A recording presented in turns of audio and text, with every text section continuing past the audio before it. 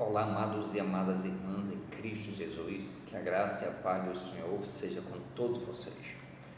Hoje nós vamos fazer um resumo do nosso projeto Navegando nas Sagradas Escrituras de Gênesis e Apocalipse, falando exatamente, fazendo um resumo nos 7 vídeos que nós gravamos sobre o livro de Gênesis, não é verdade? Então, no primeiro vídeo nós tratamos sobre o seguinte assunto: no princípio, Deus é o começo de tudo. Vivemos um mundo de começos confusos, projetos que não dão certo, decisões erradas, caminhos incertos, mas a Bíblia nos ensina que Deus é o princípio de tudo, não é verdade? Então, já no início, no capítulo 1, versículo 1 e 2, no princípio Deus criou até os céus e a terra era sem forma e vazia, e havia trevas sobre a face do abismo, e o Espírito de Deus se movia sobre a face das águas. Então é interessante ressaltar neste vídeo que antes do caos, Deus já existia. Antes das nossas dores, Deus já existia. Então Deus é especialista, não é verdade, em transformar caos em luz, não é? Então isso significa que nada foge ao controle de Deus. Muitas vezes queremos que Deus entre na nossa história no meio do caminho, mas Ele deseja ser o começo, o renovo, a restauração das nossas vidas. Se Deus estiver conosco no começo, com certeza Ele lhe garantirá um final feliz na sua presença.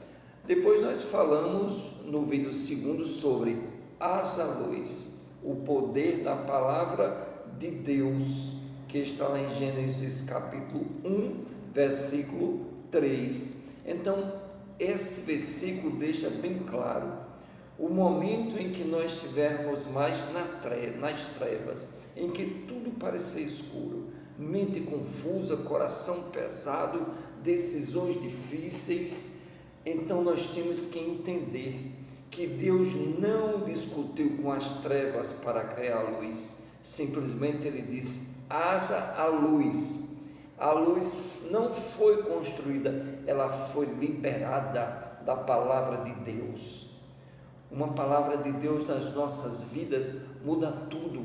Por quê, evangelista? Porque as trevas não resistem à voz de Deus. Então, no terceiro vídeo, nós criamos sobre a importância da imagem de Deus, da identidade de Deus nas nossas vidas, porque o maior conflito do ser humano é a sua identidade com Deus.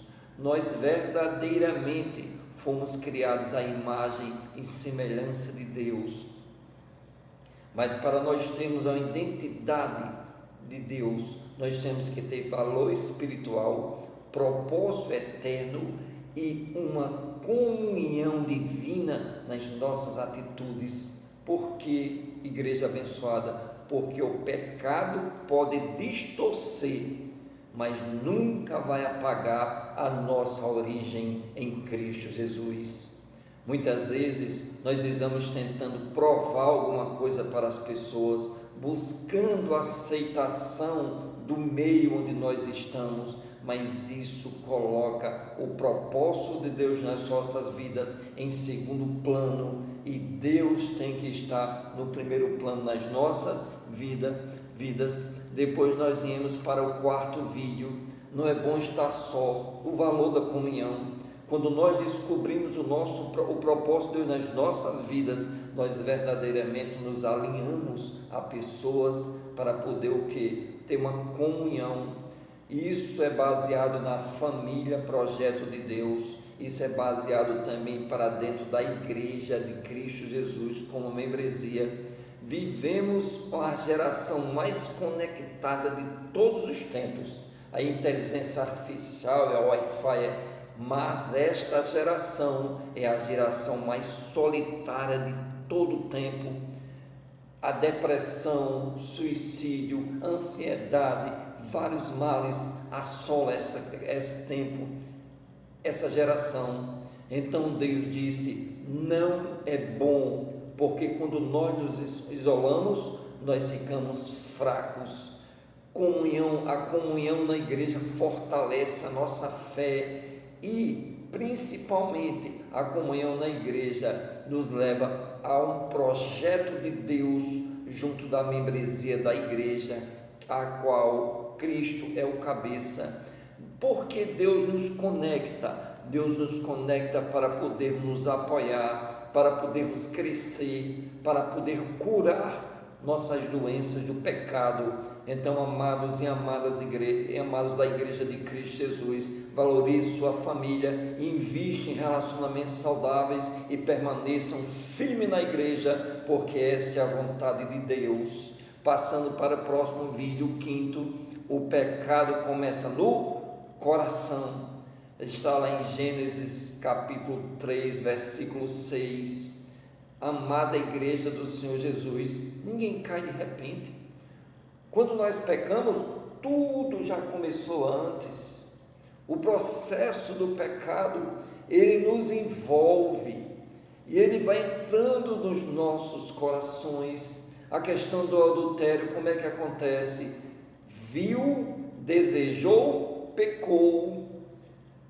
Quando nós vemos a situação de Caim e Abel, Deus não rejeitou a oferta em si, Deus rejeitou o que? As intenções no coração de Caim. O pecado, o que é que o pecado faz? Nós podemos ver na vida de Caim, na vida de Eva, ele seduz, engana e destrói. Vigiemos nossos olhos, cuidemos de nossos pensamentos, enfim, alimentemos o nosso espírito com santidade, antes do pecado aparecer nas nossas vidas, nas atitudes, nas palavras, ele já cresceu no nosso coração. Então, amados e amadas em Cristo Jesus, vamos cada vez mais buscar nos santificar. E quando nós falamos de Caim, exatamente nós vamos falar desse tema no vídeo de número 6, Caim e Abel, o coração na adoração. Está baseado em Gênesis capítulo 4, versículo 4 e 5. Eu repito, Deus não rejeitou apenas a oferta de Caim, ele rejeitou a sua atitude. Foi isso que ele rejeitou verdadeiramente. Qual a diferença entre Caim e Abel naquele momento? Abel deu o seu melhor para Deus, Caim deu de qualquer forma. É a atitude como ele deu. São as nossas atitudes dentro da igreja que nós nos dizemos cristãos, membros da igreja de Cristo Jesus, mas qual é a nossa intenção em estar dentro da igreja? É para buscar de Deus ou é para servir a Deus? Porque os frutos, a bênção, nós colhemos, mas nós temos que ser servos fiéis. Caim deu de qualquer forma. Então olha bem essa parte. Deus não observa apenas a oferta, Deus observa a intenção que está nos nossos corações e a forma como nós entregamos a Ele.